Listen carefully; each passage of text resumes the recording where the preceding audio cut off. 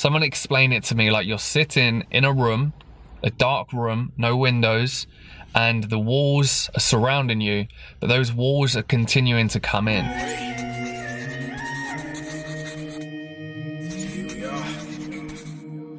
Oh my Lord, oh my day, I've come a long, long way, and I've been lost in a lonely place. They're recognizing me, oh my Lord, oh my days, I've come a long, long way. So I've literally just finished the school run. I've pulled over and I've grabbed the camera because I wanted to share this with you.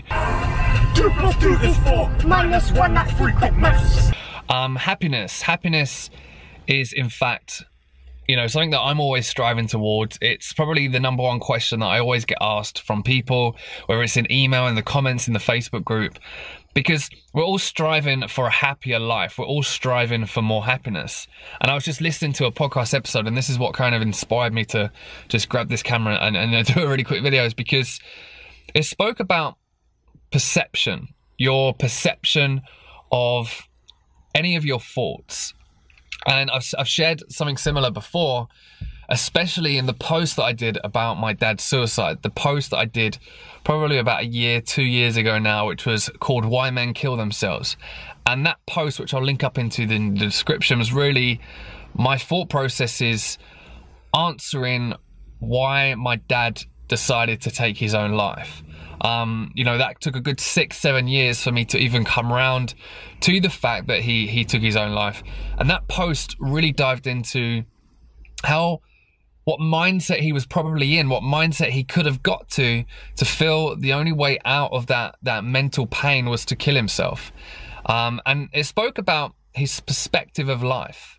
And when you're in, I believe that when he was in that dark period, when he felt like suicide was the only way out, his perspective of life completely shrunk. He saw no way out.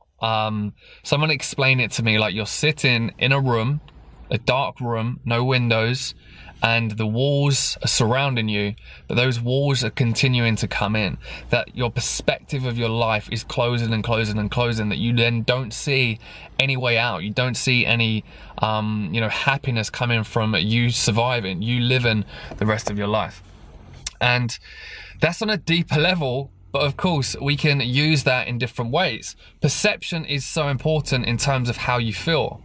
For example, I'll give you a strange, completely lower level example. I woke up with this spot on my head today, and I looked at myself in the mirror and I thought, damn, you know, I've got this spot. What am I going to do? What are people going to say? I'm going to be self-conscious about this spot for the rest of the day. And then it reminded me that last night I was around my granddad's, he was watching TV, he was watching a program called Eggheads, and there was a guy on there with a deformity on his face. And my granddad said, look at that poor guy, and so on. And then I thought back to that moment and I thought, here I am worrying about a spot that you can hardly really see, and he's going about his day-to-day life on TV. I think he's got his own TV show as well. And it comes down to perspective. You know, you have to put everything into perspective. Another example, when my brother had his accident, my initial thought was, this is shit. My initial thought was, why is this happening to him? Why is this happening to us? What has our family done so bad for all of this bad stuff to keep happening? And then you change your perception. I changed my perception. It took a while. It's not an instant thing. But I then thought, but he's alive. He's getting better. He's still here. He's got all of his memories. He's got the same personality. Yes, physically he can't move much at the moment, but when you change the perspective of that thought and you change the perspective of that sadness, it can really put it into a different light. It makes it a lot more positive. So what I want to end this with, guys, is there's a lot of formulas to happiness, and there's a lot more to what truly makes you happy. You know, community, the people around you, lower stress levels, meaning in your life. But really, any thought that you have that's negative, any thought that you have that's making you sad, see if you can change your perspective of it. See if you can see it in a different light. And that is why gratitude and being grateful for what you have and not focusing on what you haven't got is important as well. Because when you're grateful for what you've got, you're not always focusing on what you haven't got, you'll find yourself in a much happier mood. So comparisons, comparing yourself to others on social media, if they're better than you or you think that they're better than you, isn't a good thing. But comparing yourselves to other situations, if they're in a worse situation than you, and truly believing and seeing how good your life actually is and how positive things are in your life is a good thing. So remember, any thought that you have that's negative, any thought of sadness, try and change your perception of it. Try and see it in a different light. Try and be grateful for what you've got.